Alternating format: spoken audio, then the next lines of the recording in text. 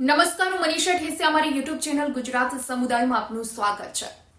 સુરત અને ગુજરાતને role model તરીકે જોવામાં આવે છે। દેશભરમાં અન્ય શહેરોમાં પણ આ મોડેલ અપનાવવાની વાત થઈ રહી છે, પરંતુ બેકારી અને મંદીના કારણે સુરતની જે વરવી વાસ્તવિકતા છે, જે સર્વાંગી વિકાસની વાસ્તવિકતા છે, તે સુરતમાંથી બહાર આવી છે। જી હા, સુરત હીરા ઉદ્યોગ સાથે જોડાયેલું શહેર છે અને હીરાનો ઉદ્યોગ ત્યાં ધમધમે છે, પરંતુ દિવાળી બાદ હીરા ઉદ્યોગમાં ક્યાંક મંદીના કારણે જે વાસ્તવિકતા છે તે અમે આજે તમને બતાવવાના છીએ કે સુરત પાલિકા સંચાલિત જે નગર પ્રાથમિક શિક્ષણ સમિતિની શાળાઓ છે, આ શાળાઓમાંથી હવે વિદ્યાર્થીઓના વાલીઓ છે તે લિવિંગ સર્ટિફિકેટ લેવા માટે દોડાદોડી કરી રહ્યા છે।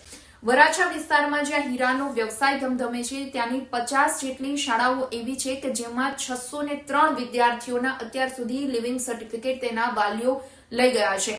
સુરતમાં જે રત્ન કલાકારોની જે સ્થિતિ છે, દિવાળી બાદ ઘણા બધા કારખાનાઓ બંધ થઈ ગયા છે, મોટા કારખાનાઓમાંથી કારીગરોને છૂટા કરવામાં આવ્યા છે, ત્યારે ક્યાંક જીવન નિર્વાહની પરિસ્થિતિ કપરી બની છે અને જેના કારણે આ જે લોકો છે, જે વિદ્યાર્થીઓના વાલીઓ છે, તે પોતાના વતન તરફ દોટ માંડી રહ્યા છે, પોતાના વતન તરફ જઈ રહ્યા છે અને જેના કારણે જ આ શિક્ષણ સમિતિની શાળાઓમાંથી બાળકોના લિવિંગ સર્ટિફિકેટ લઈ રહ્યા છે। એટલે કહી શકાય કે સુરતમાં મંદીની સીધી જ અસર જે નગર પ્રાથમિક શિક્ષણ સમિતિની શાળાઓ છે, આ શાળાઓ પર દેખાઈ રહી છે।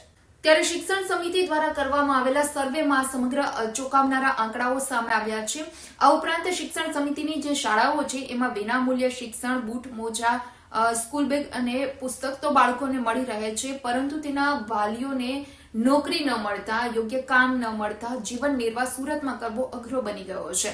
આનાથી પણ વધારે ચોંકાવનારા આંકડા શિક્ષણ સમિતિની શાળાઓમાં પ્રવેશ લેનારા બાળકોના છે, કારણ કે 592 જેટલા બાળકો એવા છે કે જેને ખાનગી શાળાનું શિક્ષણ છોડી અને શિક્ષણ સમિતિની શાળામાં પ્રવેશ મેળવ્યો છે, કારણ કે જે હીરામાં મંદી છે, લોકોમાં બેકારીનું પ્રમાણ વધી રહ્યું છે અને જેના કારણે ઓછા પગારમાં બાળકોને ખાનગી શાળામાં નથી ભણાવી શકાતા, કારણ કે ખાનગી શાળાઓની ફી જે મસમોટી છે અને આ ફી વાલીઓ નથી ભરી શકતા અને જેના કારણે શિક્ષણ સમિતિની શાળાઓમાં બાળકોના એડમિશન લેવા માટે તેઓ મજબૂર બન્યા છે।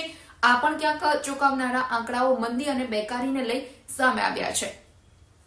જ્યારે શિક્ષણ સમિતિની શાળાઓમાંથી વાલીઓ પોતાના બાળકોના લિવિંગ સર્ટિફિકેટ લેવા માટે જાય છે, ત્યારે બાળકોને આ અભ્યાસથી વંચિત રાખવાનું ચોક્કસ કારણ તો નથી જાણવા મળતું, એટલે કે વાલીઓ દ્વારા જણાવવામાં નથી આવતું, પરંતુ શાળાના આચાર્યનું એવું કહેવું છે કે વાલીઓ એવું કહી રહ્યા છે કે વતન જઈ રહ્યા છે। એટલે કે આ તમામ લોકો છે તે મંદી અને બેકારીના કારણે ક્યાંક સુરતમાં જીવન નિર્વાહ નથી થઈ શકતું અને જેના કારણે પોતાના વતન તરફ જઈ રહ્યા છે અને એટલા માટે જ આ શાળામાંથી બાળકોના લિવિંગ સર્ટિફિકેટ લેવા માટે વાલીઓ આવી રહ્યા છે। એટલે એવું કહી શકાય કે શાળા છોડનાર વિદ્યાર્થીઓના આંકડા હીરા ઉદ્યોગની મંદી અને બેકારી જ નહીં, પરંતુ સુરત અને ગુજરાતના સર્વાંગી વિકાસ સામે હવે અનેક સવાલ ઉભા કરે છે।